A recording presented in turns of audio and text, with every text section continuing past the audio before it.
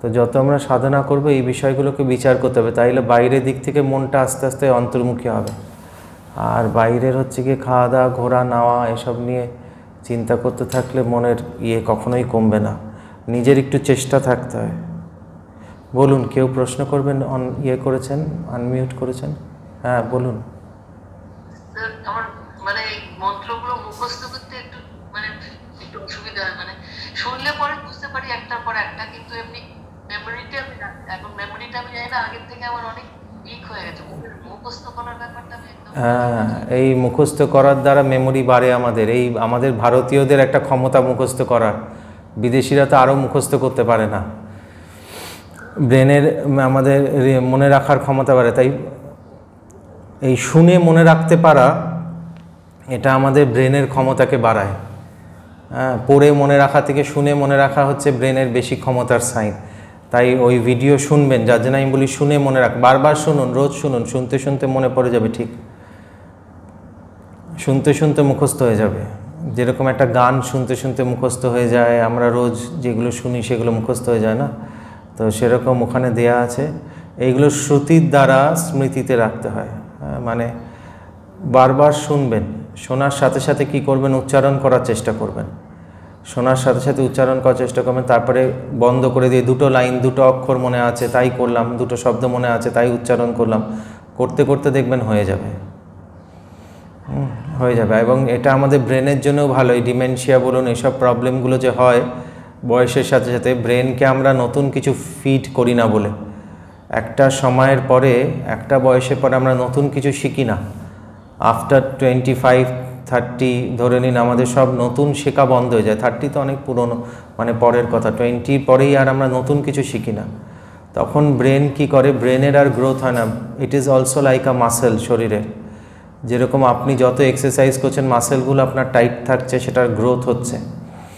কিন্তু একটা বয়সের পরে আমরা নতুন কিছু শিখি না বলে, যখন আমরা একটা নতুন কিছু শিখি তখন ব্রেনের ভেতরে সাইন্যাপস হয়, নিউরনস থাকে ব্রেনের ভেতরে, তো নিউরাল কানেকশনস তৈরি করার চেষ্টা করে। ব্রেন কি করে, আমাদের সমস্ত শরীরের স্বভাব হচ্ছে গিয়ে যে কোনো জিনিসকে আমাদের জন্য ইজি করে ফেলা। তা আপনি যেটা বললেন যে আমি প্রথম যখন পড়ি আমার মনে থাকে না, হ্যাঁ সেটা স্বাভাবিক। কিন্তু আপনি যখন 2-3 দিন রেগুলার পড়বেন, রোজ পড়বেন, দেখবেন আস্তে আস্তে আপনার ব্রেন তখন চেষ্টা করবে, তার মানে এটা আমার কাছে রোজ আসছে, আমার এটার সাথে অ্যাকাস্টমড হতে হবে, ব্রেনের চেষ্টা করবে। তখন এই নিউরনসগুলোর মধ্যে এটা একটা কানেকশান তৈরি করার চেষ্টা করে, এটাকে বলে সাইন্যাপটিক কানেকশান, ইনফরমেশন রিসিভ করে যখন। তো এইটা 3 মাস সময় লাগে নতুন নিউরাল কানেকশনস তৈরি করতে। যার জন্য আমরা বলি যে কতদিন বেসিক, অনেকে এসে জিজ্ঞেস করে যোগা শিখবো, আমরা বললাম 3 মাস minimum to develop a habit.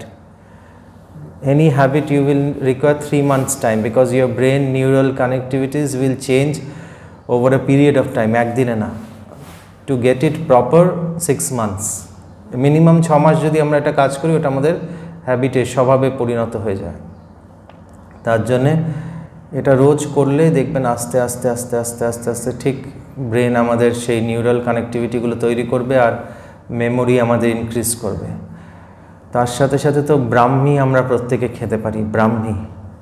ব্রাহ্মী শাক খান বা ব্রাহ্মী ট্যাবলেট খান, বা যাদের মনে হয় যে মনে রাখতে পারছি না আগে, বা নার্ভের কোনো প্রবলেম হয়েছে, আফটার 40 মাঝে মধ্যে তো খাওয়া দরকার, আফটার 60 প্রায় রেগুলারই খাওয়া দরকার ব্রাহ্মী। হ্যাঁ হ্যাঁ, সব পাওয়া যায়, রসায়ন পাওয়া যায়, ট্যাবলেট পাওয়া যায়। তো এইগুলো শ্রুতির দ্বারা স্মৃতিতে রাখতে হবে, যার জন্যে পড়ে। আর তাতে কি হবে, আমাদের একটু টাইমও এইগুলোর পেছনে ব্যয় হবে না। এইগুলোর পেছনে টাইম ব্যয় হলে কী হবে, আমরা বাইরের কাজগুলো তাহলে কম করতে পারবো, তখন মনটা আস্তে আস্তে অন্তর্মুখী হবে। নইলে তো মনটা বাইরেই থাকবে। কিছু তো টাস্ক না দিলে মাইন্ডটা সবসময় ওই নিয়েই চিন্তা করবে, যেটা অভ্যেস, তার বাইরে আর বেরোবো কী করে, তাই না? তার জন্য এটা তো একটু সময় লাগবে। একদম যদি চেষ্টা কিছু করতে হবে, আমাদের কিছুটা তো নিজের চেষ্টা থাকতে হবে। ঠিক আছে, আর কারো কোনো প্রশ্ন? প্রথম ধ্যান হতে চাইবে না। প্রথম শরীরে 3টে গুণের প্রভাব থাকে, সত্ত্ব, রজ, তম। এই 3টে গুণের মধ্যে তমগুণের প্রভাব যখন বেশি থাকে তখন ঘুম পায়। ধ্যানে বসলে ঘুম পাবে, হাত পা অবশ লাগবে, ভাল লাগবে না, ইচ্ছে করবে না ভালো কিছু শুনতে, ভালো কিছু করতে। এটা হচ্ছে তমগুণের প্রভাব থেকে। আর রজগুণের প্রভাব যখন বেশি থাকে তখন এই মন চঞ্চল হয়ে থাকে, বসে ধ্যানে এদিক ওদিককার কথা মনে পড়বে, মন এখানে যাচ্ছে ওখানে যাচ্ছে, এগুলো হবে। তো প্রথম সবার মধ্যে এটা থাকে রজগুণ আর তমগুণের প্রভাব। তো এটাকে দূর করার জন্যই যোগাসন প্রাণায়াম করতে হয়, আর তার সাথে সাত্ত্বিক অন্ন ভোজন করতে হয়। আমরা যদি খুব মশলা তেল ঝাল আর এইসব চটপটা খাবারগুলো খাই আর খুব সে মাছ মাংস পেঁয়াজ রসুন খাই, তাহলে কোনোদিনও ধ্যান হবে না। তো এইগুলো কিছু জিনিস ত্যাগ না করলে হয় না। এখানে একটা ভালো গল্প মনে পড়ে গেছে। একটা রাজ্যে একটা, আপনি বাংলা বোঝেন, একটা রাজ্যে একটা ভিখারি ছিল। সে রোজ ভিক্ষা করে বেড়াতো। তো একদিন দেখছে যে ভগবান একদিন ভিক্ষা পাই একদিন ভিক্ষা পাই না, এই অবস্থা। তো কী করেছে, আমি ভিখারি বসেছে যে আমি যতক্ষণ না ভগবান এসে আমাকে খেতে দেবে আমি খাবোই না, আমি ভিক্ষাই করবো না, খাবো না, মরেই যাব। তো এরকম বসেছে 2 দিন 4 দিন 5 দিন গেছে, ভগবান আসে না। কিন্তু লোকের মধ্যে খবর রটে গেছে, লোক তো আসছে দেখতে।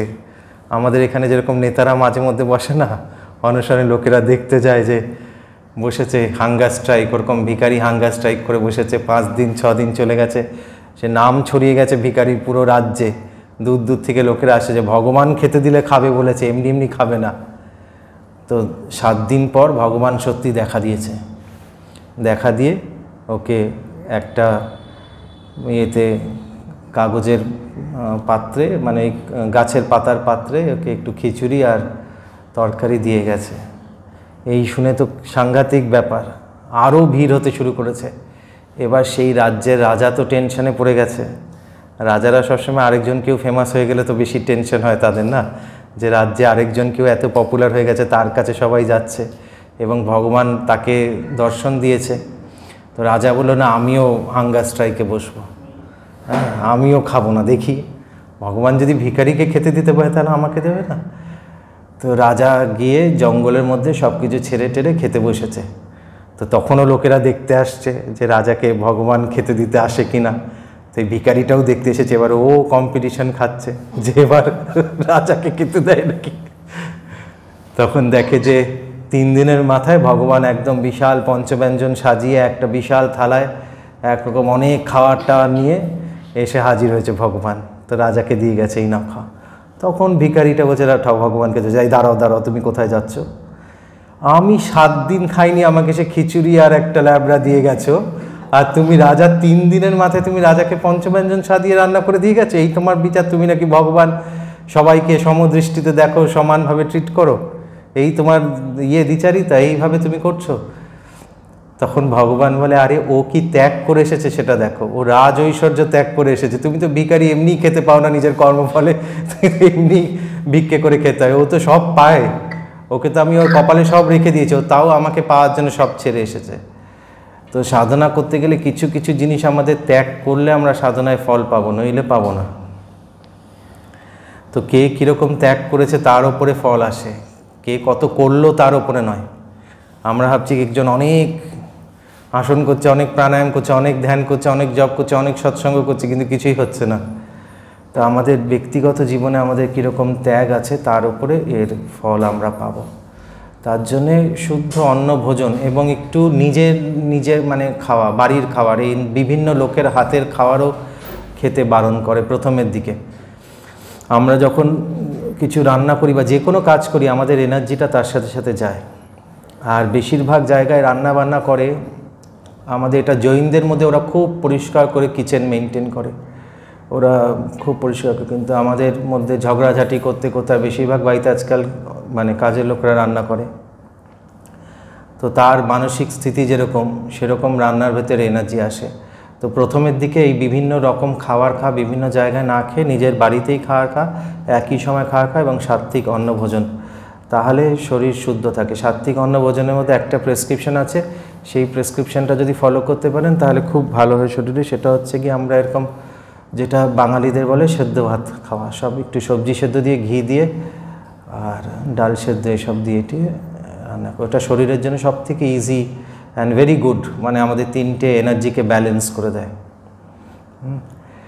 তো যখন সত্ত্বগুণ বৃদ্ধি পায় তখন আমাদের মনে স্বাভাবিকভাবে ধ্যানের স্থিতি চলে আসে, তখন যে কোনো জায়গায় যে কোনো সময় আমরা ধ্যান করতে পারি, আর মন তখন অস্থির হয় না।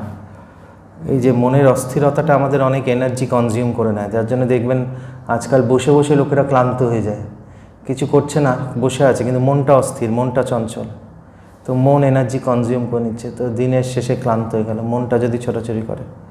আর মন যদি শান্ত থাকে তাহলে শারীরিক দিক দিয়ে আমার পরিশ্রম করেও ক্লান্ত হব না। ঠিক আছে, ওম নমো নারায়ণ। তাহলে প্রত্যেককে যারা ধ্যানের ক্লাসে আসতে চায় ঘড়ি পরে আসবে না, টাইট কোনো কিছু শরীরে ফিট করছে ওরকম কিছুর প্রয়োজন নেই ধ্যানের ক্লাসে, আর মোবাইল সাইলেন্ট রাখতে হবে।